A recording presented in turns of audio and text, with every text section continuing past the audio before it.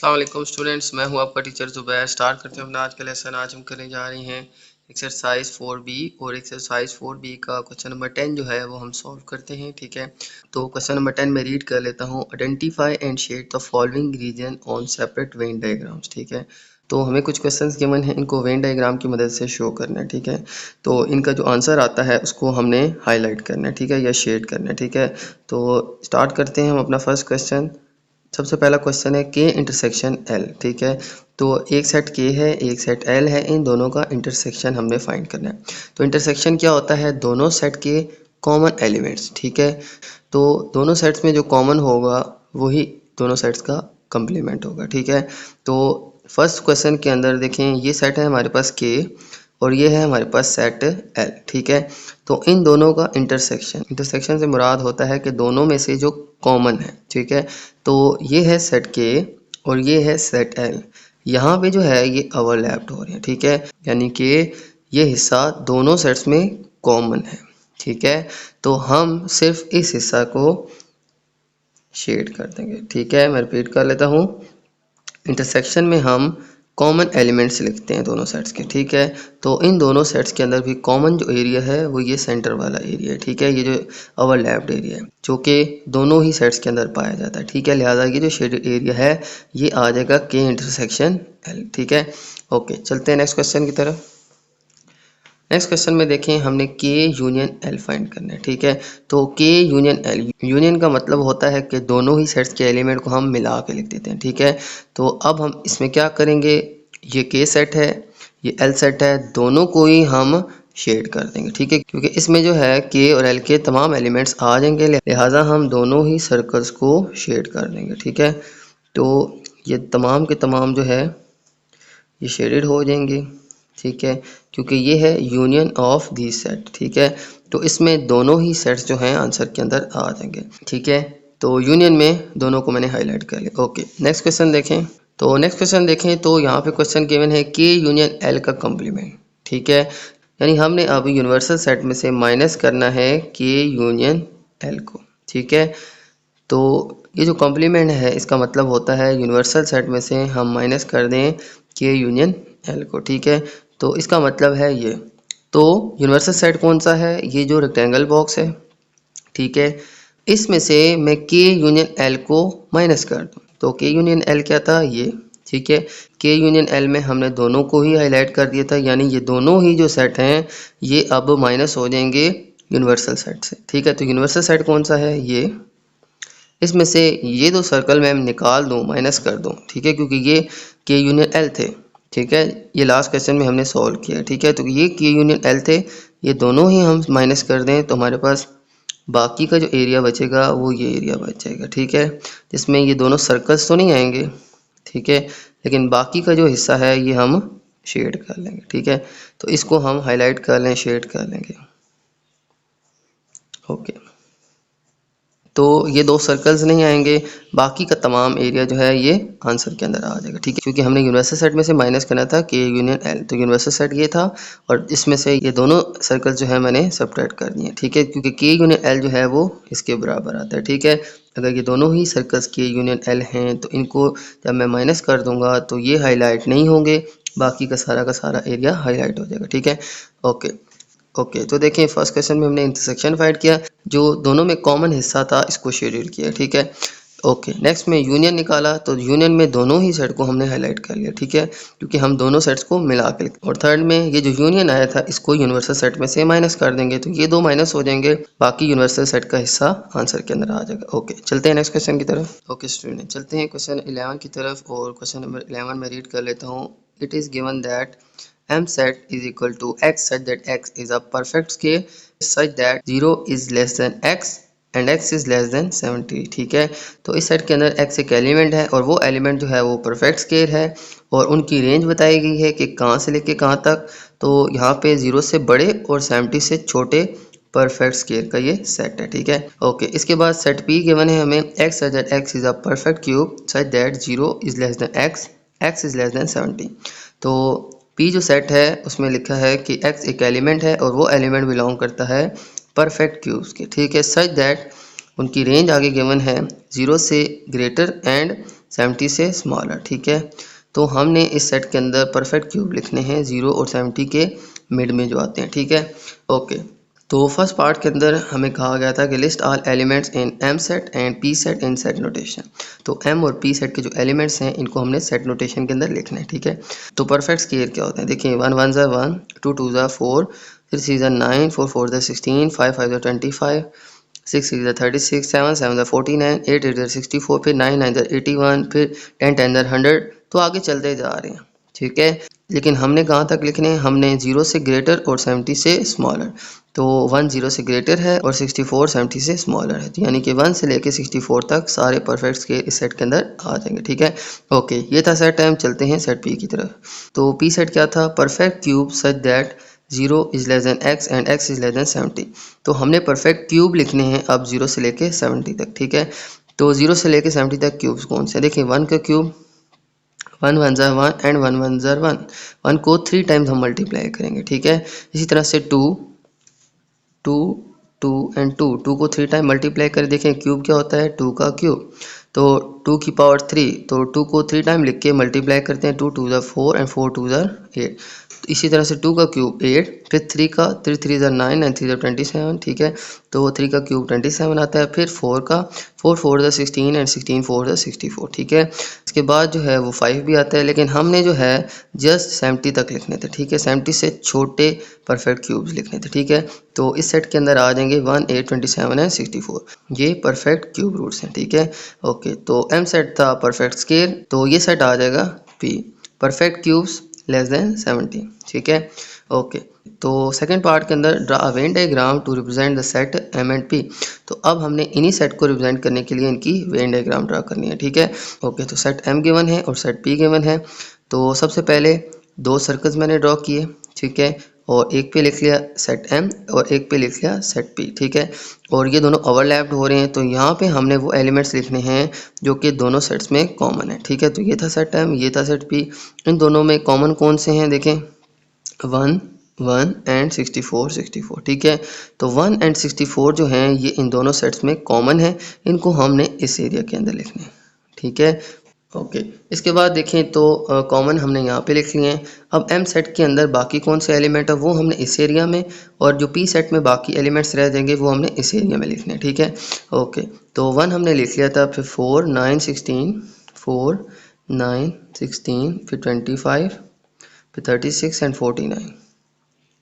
Okay, तो 64 हम लिख चुके थे, ठीक है। ओके, अब पी सेट के एलिमेंट्स देखें जो बाकी रह गए थे, 1 और 64 के अलावा हमारे पास 8 एंड 27 रह गए थे, ठीक है। तो 8 एंड 27, तो ये स्टूडेंट आ जाएगा हमारा वेन डायग्राम। कॉमन एलिमेंट्स हमने इस ओवरलैप एरिया में लिख लिए और बाकी के जो बचे हैं वो हमने इस और इस एरिया के अंदर लिख लिए, ठीक है। एम सेट के इसमें आ जाएंगे और पी सेट के इसमें आ जाएंगे, ठीक है। ओके, थर्ड पार्ट देखें जी। थर्ड पार्ट के अंदर लिखा है from Venn diagram list all the elements in M intersection P. अब हमने वेन डायग्राम की मदद से इंटरसेक्शन लेना है एम और पी का, ठीक है। तो एम और पी के अंदर जितने भी एलिमेंट्स हैं वो हमने सेट नोटेशन के अंदर लिखने हैं, ठीक है। तो एम सेट है हमारे पास ये, पी सेट है हमारे पास ये, इन दोनों का इंटरसेक्शन है तो इसमें वो एलिमेंट्स आ जो दोनों सेट के कॉमन हैं, ठीक है। तो इन दोनों में कॉमन कौन से हैं, 1 एंड 64, ठीक है। तो इंटरसेक्शन आ जाएगा एम इंटरसेक्शन पी 1 एंड 64, ठीक है। तो ये दो एलिमेंट्स हैं जो दोनों सेट्स के अंदर कॉमन है, ठीक है। तो यहाँ पे जो ओवरलैप एरिया के अंदर एलिमेंट्स हैं यही इंटरसेक्शन है एम और पी के, ठीक है। तो वेन डायग्राम से बड़ी आसानी से आइडिया हो जाता है कि इनमें कॉमन कौन से हैं, ठीक है। तो ये आ जाएगा स्टूडेंट हमारा आंसर। ओके, चलते हैं नेक्स्ट क्वेश्चन की तरफ। क्वेश्चन नंबर 12 मैं रीड कर लेता हूँ। It is given that N set equals to X such that X is a multiple of 8 such that 0 is less than X and X is less than equal to 32, ठीक है। तो अब हमने multiples of 8 लिखने हैं, लेकिन उनकी range क्या गिवन है, 0 से बड़े और 32 से छोटे भी, और 32 भी इसमें शामिल है, ठीक है। ये लेस देन भी हैं और इक्वल्स टू भी हैं, ठीक है। यानी 32 एंड 32 से छोटे एलिमेंट्स, ठीक है। ओके, तो इसी तरह से सेट क्यू गिवन है, Q equals to X such that X is a multiple of 4 such that 0 is less than X and X is less than equal to 32, ठीक है। अब हमने इसमें मल्टीपल्स ऑफ 4 लिखने हैं, लेकिन 0 से बड़े और 32 से छोटे, लेकिन इसमें 32 भी शामिल होगा, ठीक है, क्योंकि लिखा है x less than equals to 32, ठीक है। तो 32 भी आएगा और 32 से छोटे भी आएंगे, ठीक है। तो ये इनकी रेंजेस की बने, ठीक है। ओके, फर्स्ट पार्ट के अंदर हमें कहा गया है कि list all elements in an and Q in a set notation, ठीक है। तो एन सेट और क्यू सेट के अंदर जो एलिमेंट्स हैं इनको सेट नोटेशन के अंदर हमने लिखना है, ठीक है। तो एन सेट क्या था, मल्टीपल्स ऑफ 8, तो 8 के मल्टीपल्स कौन से हैं, 8 1 8, 8 2 16, 8 3 24, 8 4 32 एंड सो ऑन, ठीक है। लेकिन हमने जस्ट 32 तक लिखने हैं, ठीक है। तो 8 का टेबल देखें, 8 16 24 32, 32 भी लिखना था क्योंकि यहाँ पे लिखा है equals to 32 and less than 32, ठीक है। तो 32 भी आएगा और 32 से छोटे मल्टीपल्स भी आएंगे, ठीक है। तो 8 16 24 एंड 32 ये एन सेट आ जाएगा, ठीक है। ओके, इसके बाद देखें तो सेट क्यू सेट में हमें कहा गया कि मल्टीपल्स ऑफ 4 और उनकी रेंज क्या है, 0 से ग्रेटर एंड 32 से छोटे, और 32 भी इसमें शामिल होगा, ठीक है। तो 4 के मल्टीपल्स देखें, 4 1 4, 4 2 8, 4 3 12, 16 20 24 28 एंड 32, 32 भी इसमें शामिल होगा, ठीक है, क्योंकि यहाँ पे अगेन गिवन है कि 32 से लेस भी हैं और इक्वल भी हैं, ठीक है। ओके, तो ये हमारे पास आंसर आ जाएगा। ओके, तो नेक्स्ट क्वेश्चन के अंदर देखें, फाइंड एन इंटरसेक्शन क्यू। तो अब हमने इन्हीं दो सेट्स का इंटरसेक्शन फाइंड करना है, यानी इन दोनों के जो कॉमन एलिमेंट्स हैं हमने वो फाइंड करने हैं, ठीक है। ओके, तो अब देखें तो यहाँ पे 8 इसमें है, ठीक है। इसके बाद 16 इसमें है, ठीक है। फिर इसके बाद 24 ये भी इसमें है, ठीक है। और इसके बाद 32 ये भी इसके अंदर मौजूद है, ठीक है। तो इसमें देखें हमारे पास 8 16 24 32 ये चारों 8 के मल्टीपल्स जो हैं ये इस सेट के अंदर मौजूद हैं, लिहाजा ये हमारे पास इंटरसेक्शन आ जाएगा, ठीक है। तो हमने इन दोनों सेट्स के कॉमन एलिमेंट्स को लिख दिए, ठीक है। ओके, इसके बाद देखें तो हमारे पास है Venn diagram. Draw a Venn diagram to represent the sets N and Q. तो अब हमने इन्हीं सेट्स को रिप्रेजेंट करने के लिए इनकी वेन डायग्राम ड्रॉ करनी है, ठीक है। तो एक है क्यू और एक है एन। एन को मैंने इसके अंदर ही ड्रॉ कर लिया, उसकी रीज़न ये है कि एन के सारे एलिमेंट्स इसके अंदर मौजूद हैं, ठीक है। तो इसमें ऐसा कोई एलिमेंट नहीं है जो इस सेट से डिफरेंट हो, ठीक है, कि एन सबसेट है क्यू का। अगर एन सबसेट है क्यू का तो इसको हम इसके अंदर ही ड्रॉ करेंगे, यानी कि एन के सारे एलिमेंट्स क्यू में मौजूद हैं, लिहाजा एन इसके अंदर ही आ जाएगा, ठीक है। तो इसके बाद हमने इसके एलिमेंट्स लिखने हैं। सबसे पहले एन सेट के एलिमेंट लिख लेते हैं, 8 16 24 एंड 32, ठीक है। ओके, तो एन सेट के एलिमेंट्स मैंने लिख लिए, अब हम क्यू सेट के एलिमेंट्स लिखते हैं, ठीक है। तो क्यू में सबसे पहले था 4, ठीक है। 8 ऑलरेडी हमारे पास है, फिर 12, फिर 16 यहाँ पे मौजूद है, फिर 20, ठीक है। तो 20 और इसके बाद 24 यहाँ पे मौजूद है, फिर 28, ठीक है। तो इसमें से 4 एलिमेंट्स पहले ही एन के अंदर मौजूद हैं, ठीक है। और बाकी जो 4 हैं वो मैंने लिख लिए, 4 12 20 एंड 28, ठीक है। तो ये आ जाएगा स्टूडेंट हमारे पास इसका वेन डायग्राम, ठीक है। एन सेट के एलिमेंट्स पहले ही हमारे पास क्यू सेट में मौजूद थे, तो इसको हमने इसके अंदर ही ड्रॉ किया, इसके एलिमेंट्स को लिखा, बाकी जो एलिमेंट्स हैं वो हमने यहाँ पे लिख दिए, ठीक है। तो ये आ जाएगा स्टूडेंट इसका वेन डायग्राम। ओके, नेक्स्ट इसका क्वेश्चन देखें तो यहाँ पे कहा गया है कि is N intersection Q is equal to N. Explain करें भाई इसको, क्या n का इंटरसेक्शन q से लें, क्या वो n के बराबर आता है। तो देखिए यहाँ पे हमने इंटरसेक्शन लिया था n इंटरसेक्शन q, तो हमारे पास आंसर आया था 8 16 24 एंड 32, जो कि बराबर है n सेट के, ठीक है। अगर आप देखें तो ये n इंटरसेक्शन q है, ठीक है, ये बराबर है n सेट के, ठीक है। इसका मतलब है कि ये इसके बराबर है। तो ये जो क्वेश्चन हमसे पूछा गया था कि n इंटरसेक्शन q क्या n सेट के बराबर है, तो yes it's equal to N set since all the element of N are also in Q. उसकी रीज़न क्या है, एन के सारे एलिमेंट्स क्यू में पहले से मौजूद हैं, ठीक है।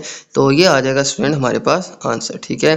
तो इसका आंसर आ जाएगा येस, और एक्सप्लेनेशन में आ जाएगा yes all elements of set N are also present in set Q, ठीक है। तो सेट एन के एलिमेंट्स क्यू में पहले से मौजूद थे, ठीक है, जिसकी वजह से हमारे पास ये इक्वल आता है, ठीक है। ओके स्टूडेंट, तो ये था क्वेश्चन 12। चलते हैं नेक्स्ट क्वेश्चन की। ओके स्टूडेंट, चलते हैं क्वेश्चन नंबर 13 पे, और क्वेश्चन नंबर 13 मैं रीड कर लेता हूँ। It is given that R set equals to X such that X is a positive integer and a factor of 18। तो यहाँ पे हमें आर सेट गिवन है positive integer and factor of 18, ठीक है। तो पॉजिटिव इंटीजर्स हमने बताने हैं जो कि 18 के फैक्टर्स हो, यानी कि 18 से डिवाइड होते हो, ठीक है। इसके बाद हमें सेट एस गिवन है, जो कि गिवन है x set x is a composite number between 9 and 18, ठीक है। तो हमने 9 और 18 के दरमियान कंपोजिट नंबर्स लिखने हैं। कंपोजिट नंबर वो होते हैं जो अपने अलावा बाकी नंबर्स के साथ भी डिवाइड हो जाते हैं, ठीक है। ओके, इसके बाद फर्स्ट क्वेश्चन के अंदर हमें कहा गया है कि list all elements in set R and set S in set notation, ठीक है। तो ये जो सेट्स गिवन हैं इनकी एलिमेंट्स हमने सेट नोटेशन के अंदर लिखने हैं, ठीक है। ओके, तो सबसे पहले सेट आर था कि positive integers and factor of 18, ठीक है। तो पॉजिटिव इंटीजर्स हों और वो 18 के फैक्टर भी हो, ठीक है। फैक्टर क्या होते हैं? वो नंबर्स जो कि इससे डिवाइड होते हैं, ठीक है। जैसे 1 है, ये 1 18 ज़र 18 होता है, 2 9 ज़र 18, 3 6 ज़र 18, 6 3 ज़र 18, 9 2 ज़र 18 एंड 18 1 ज़र 18, ठीक है।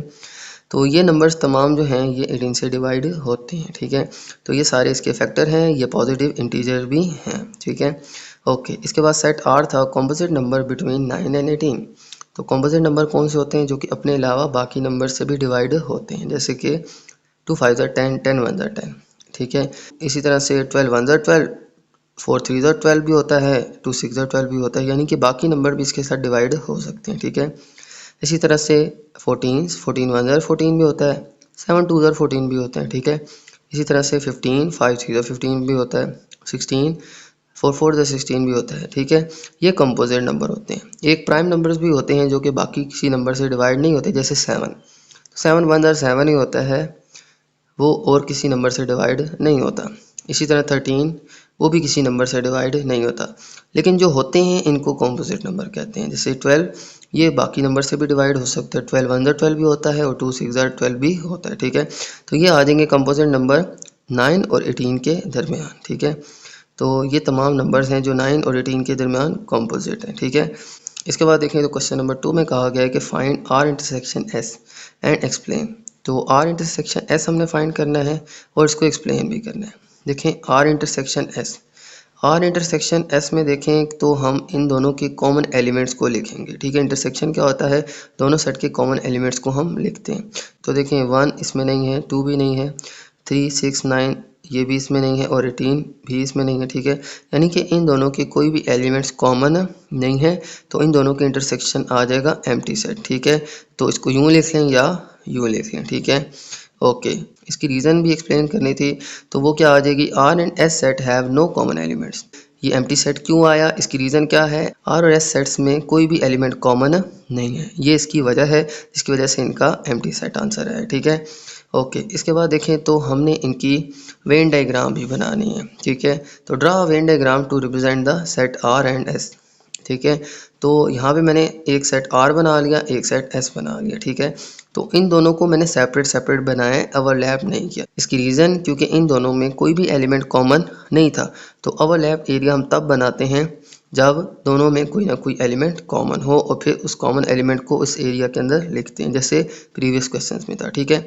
तो यहाँ पे इनका कोई भी एलिमेंट कॉमन नहीं है, ठीक है। लिहाजा आर के एलिमेंट्स हम यहाँ पे लिख देंगे और एस के एलिमेंट्स हम यहाँ पे लिख देंगे, ठीक है। तो 1 2 3 6 9 18, ठीक है। इसके बाद 10 12 14 15 एंड 16। तो ये आ जाएगी इसकी वेन डायग्राम। आर के एलिमेंट्स यहाँ पे लिख दिए और एस सेट के एलिमेंट्स यहाँ पे लिख दिए, ठीक है। तो इनमें कोई भी कॉमन नहीं था, लिहाजा ये ओवरलैप भी नहीं हो रहे, ठीक है। तो ये स्टूडेंट आ जाएगी इनकी वेन डायग्राम। ओके, तो ये था क्वेश्चन नंबर 13। चलते हैं नेक्स्ट क्वेश्चन की तरफ। ओके स्टूडेंट, चलते हैं क्वेश्चन नंबर 14 पे। और क्वेश्चन नंबर 14 मैं रीड कर लेता हूँ। It is given that T set equals to X such that X is a multiple of 4 such that 0 is less than X and X is less than 16। तो T set जो है वो मुश्तमिल है मल्टीपल्स ऑफ 4 पे, ठीक है। और उनकी रेंज गिवन है 0 से ग्रेटर एंड 16 से स्मॉलर, यानी 0 और 16 के दरमियान मल्टीपल ऑफ 4 का सेट, ठीक है। उसके बाद देखें तो यूनिवर्सल सेट हमें गिवन है x such that X is a positive integer and all factor of 24। तो इसमें हमें 24 के जो फैक्टर्स हैं उनका सेट गिवन है, लेकिन ये पॉजिटिव इंटीजर्स भी होने चाहिए, ठीक है। ओके, तो क्वेश्चन नंबर 1 है list all elements in T and in epsilon in set notation, ठीक है। तो हमने इन दोनों सेट्स के एलिमेंट को सेट नोटेशन के अंदर लिखना है, ठीक है। तो पहला सेट क्या था? मल्टीपल्स ऑफ 4 बिटवीन 0 एंड 16, ठीक है। 0 से ग्रेटर और 16 से स्मॉलर हमने मल्टीपल्स ऑफ 4 लिखने थे। तो 4 का टेबल देख लें, 4 1 ज़ा 4, 4 2 ज़ा 8, 4 3 ज़ा 12, 4 4 ज़ा 16 एंड सो ऑन। तो हमने 0 और 16 के दरमियान लिखने थे, लिहाजा 0 और 16 के दरमियान सिर्फ 3 ही इसके मल्टीपल्स आएंगे, 4 8 एंड 12, ठीक है। तो 4 1 ज़ा 4, 4 2 ज़ा 8 एंड 4 3 ज़ा 12। तो ये आ जाएगा सेट टी इसके बाद देखें तो हमारे पास यूनिवर्सल सेट गिवन है पॉजिटिव इंटीजर्स और वो फैक्टर भी हों 24 के, ठीक है। तो 24 के फैक्टर्स वो एलिमेंट्स आ जाएंगे जो कि 24 के टेबल से डिवाइड होते हैं, ठीक है। तो 24 से कौन कौन से नंबर डिवाइड होते हैं देखें, 1 24 × 24, 2 12 × 24, 3 8 × 24, 4 6 × 24, 6 4 × 24, 8 3 × 24, 12 2 × 24 एंड 24 1 × 24, ठीक है। तो ये तमाम नंबर जो हैं ये 24 से डिवाइड होते हैं, ये सारे इसके फैक्टर्स आ जाएंगे, ठीक है। और ये सारे पॉजिटिव इंटीजर्स भी हैं, ठीक है। तो ये आ जाएगा हमारे पास यूनिवर्सल सेट, ठीक है। ओके, इसके बाद देखें तो हमने वेन डायग्राम ड्रा करनी है। Draw Venn diagram to represent the set T and epsilon, ठीक है। तो हमने अब इसकी वेन डायग्राम ड्रा करनी है, ठीक है। तो according to Venn diagram set T के एलिमेंट्स हैं 4 8 एंड 12, तो ये हम इसके अंदर लिख लेंगे, ठीक है। ओके, इसके बाद देखें तो यूनिवर्सल सेट के एलिमेंट्स को देखें तो 1 यहाँ पे आ जाएगा, 2 यहाँ पे आ जाएगा, 3 फिर 4 ऑलरेडी यहाँ पे है, फिर 6, ठीक है, फिर 8 यहाँ पे ऑलरेडी है, फिर 12 भी है और फिर 24, ठीक है। तो यूनिवर्सल सेट के अंदर देखें टी के सारे एलिमेंट्स मौजूद हैं, ठीक है। तो जो पहले से मौजूद हैं यानी 4 8 एंड 12 ये हम दोबारा नहीं लिखेंगे, ठीक है, क्योंकि ये सेट ऑलरेडी यूनिवर्सल सेट में मौजूद है, ठीक है। तो जो एलिमेंट्स पहले ही यहाँ पे लिखे हुए हैं ये हम यहाँ पे दोबारा मेंशन नहीं करेंगे, ठीक है। तो ये बाकी के जो एलिमेंट्स हैं 1 देखिए आ जाएगा, 2 आ जाएगा, 3 आ जाएगा, 4 यहाँ पे मौजूद है, फिर 6 आ जाएगा, फिर 8 यहाँ पे मौजूद है, फिर 12 भी यहाँ पे मौजूद है एंड 24 आ जाएगा, ठीक है।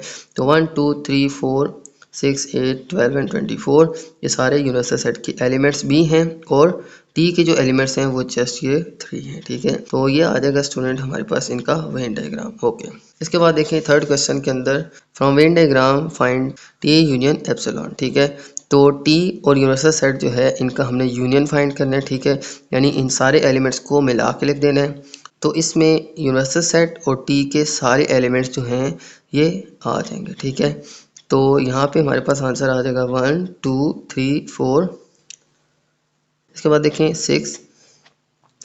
तो हमने इन सारे एलिमेंट्स को तरतीब से लिखना है, ठीक है, और इन दोनों सेट के एलिमेंट्स को हमने यूनियन के अंदर लिखना है, क्योंकि यूनियन जो होता है ये सारे सेट्स को हम मिला के लिख देते हैं, ठीक है। तो यहाँ पे 2 सेट थे तो दोनों सेट को मिला के लिख देंगे, ठीक है।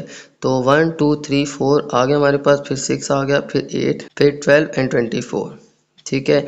तो यहाँ पे मैंने इन दोनों सेट के एलिमेंट्स को मिला के लिख दिया, ठीक है, 1 2 3 4 6 8 12 एंड 24, ठीक है। तो ये आ जाएगा इन दोनों सेट का यूनियन, ठीक है। ओके, इसके बाद देखें तो T union epsilon equals to epsilon, क्या टी और यूनिवर्सल सेट का अगर यूनियन लें क्या वो यूनिवर्सल सेट ही आता है, ठीक है। अगर आप देखें तो ये आया था हमारे पास टी यूनियन यूनिवर्सल सेट, तो देखिए 1 2 3 4 6 8 12 24, तो यहाँ पे हमें यूनिवर्सल सेट गिवन है 1 2 3 4 6 8 12 24। अगर आप देखें तो ये सेट और ये सेट बराबर हैं, इसका मतलब है ये जो बात है ये ट्रू है, ठीक है। तो टी यूनियन एप्सिलॉन जो है वो एप्सिलॉन ही आता है, यानी यूनिवर्सल सेट के साथ यूनियन ले टी का तो वो यूनिवर्सल सेट ही आता है, लिहाजा ये ट्रू है, ठीक है। तो यहाँ पे एलिमेंट्स भी देखें सेम है, ठीक है। तो इसकी रीज़न क्या है जी, yes since all elements of set T are also in epsilon, ठीक है। इसकी रीज़न ये है कि टी के सारे एलिमेंट्स पहले ही एप्सिलॉन के अंदर सारे मौजूद हैं, जिसकी वजह से टी के साथ अगर एप्सिलॉन का यूनियन लें तो हमारे पास वो एप्सिलॉन सेट ही आता है, ठीक है। तो ये था स्टूडेंट इसका आंसर। ओके, तो चलते हैं नेक्स्ट क्वेश्चन की तरफ। ओके स्टूडेंट, तो नेक्स्ट क्वेश्चन है क्वेश्चन 15 और क्वेश्चन 15 मैं रीड कर लेता हूँ। It is given that v equals to x such that x is a positive integer and a factor of 25, ठीक है, ठीक है। तो v सेट के अंदर हमें गिवन है पॉजिटिव इंटीजर्स जो कि फैक्टर्स हैं 25, यानी 25 से वो नंबर सारे डिवाइड होते हों, ठीक है, और वो पॉजिटिव इंटीजर्स भी हों, ठीक है। इसके बाद सेट गिवन है हमें w x such that x is a multiple of 6 such that 0 is less than x and x is less than 25, ठीक है। तो अब हमने मल्टीपल्स लिखने हैं 6 के, कहाँ से कहाँ तक, 0 से लेके 25 के दरमियान, ठीक है। तो ये उनकी रेंज गिवन है, यानी वो नंबर 0 से बड़े होने चाहिए और 25 से छोटे होने चाहिए, ठीक है। तो मल्टीपल्स ऑफ 6 0 to 25, ठीक है। ओके, इसके बाद देखें तो फर्स्ट क्वेश्चन के अंदर कहा गया है कि list are elements in V and W in set notation, ठीक है। तो सेट वी और डब्ल्यू के एलिमेंट्स को हमने सेट नोटेशन के अंदर लिखना है, ठीक है। तो सेट वी गिवन था पॉजिटिव इंटीजर्स का और वो फैक्टर्स थे 25 के। तो 25 के फैक्टर्स वो नंबर जो कि 25 के टेबल से डिवाइड होते हैं, ठीक है। तो 1 आ जाएगा 125 25 एंड देन 5 5 25 एंड देन 25, ठीक है। तो ये तीन ही जो हैं इसके फैक्टर्स होंगे, ठीक है। ओके, इसके बाद देखें हमने लिखने थे मल्टीपल ऑफ 6 फ्रॉम 0 to 25, ठीक है। तो 6 के मल्टीपल्स यानी 6 का टेबल 6 1 6 6 2 12 6 3 18 6 4 24, ठीक है, एंड सो ऑन। लेकिन हमने कहाँ तक लिखने थे, जस्ट 0 to 25, ठीक है। तो 0 to 25 जो है वो ये चार ही इसके मल्टीपल्स आ जाएंगे, 6 12 18 एंड 24, ठीक है। तो ये आ जाएंगे मल्टीपल्स ऑफ 6 0 to 25 के दरमियान, ठीक है। ओके, इसके बाद draw the Venn diagram to represent the set V and W. तो अब इन्हीं सेट्स को हमने रिप्रेजेंट करने के लिए हमने इनकी वेन डायग्राम ड्रा करनी है, ठीक है। तो अगर आप देखें तो इन दोनों के अंदर कोई भी एलिमेंट कॉमन नहीं था, लिहाजा इन दोनों के सर्कल्स जो हैं मैंने सेपरेट ड्रॉ किए, ठीक है, इनको ओवरलैप नहीं किया, ठीक है। तो इसके एलिमेंट्स देखें तो 1 5 25 थे और इसके एलिमेंट थे 6 12 18 एंड 24। दोनों में कोई कॉमन नहीं था, लिहाजा इनको सेपरेटली ड्रॉ कर लिया। एक आ जाएगा हमारे पास सेट वी और एक आ जाएगा डब्ल्यू, और इसके अंदर हम इनके एलिमेंट्स जो हैं वो लिख लेंगे। तो वी के अंदर आ जाएंगे 1 5 एंड 25 और इसी तरह से डब्ल्यू के अंदर आ जाएंगे 6 12 18 एंड 24, ठीक है। तो ये आ जाएगी इनकी वेन डायग्राम, ठीक है। तो वी और डब्ल्यू जो है मैंने सेपरेट सेपरेट ड्रॉ कर लिए, ठीक है। ओके, इसके बाद देखें तो from Venn diagram find V union W, ठीक है। तो वेन डायग्राम की मदद से हमने इनका यूनियन फाइंड करना है, ठीक है। तो यूनियन क्या होगा कि हम वी और डब्ल्यू के एलिमेंट्स को मिला के लिख देंगे, ठीक है। तो वी यूनियन डब्ल्यू क्या आ जाएगा, देखें हम इनके एलिमेंट्स को इकट्ठा लिख लेते हैं। सबसे पहले तो 1 आ जाएगा, ठीक है, फिर हमारे पास 5 है, इनको हम तरतीब से लिख लेंगे, ठीक है। फिर 6 आ जाएगा, फिर आ जाएगा हमारे पास 12, फिर आ जाएगा 18, फिर आ जाएगा 24 एंड देन 25, ठीक है।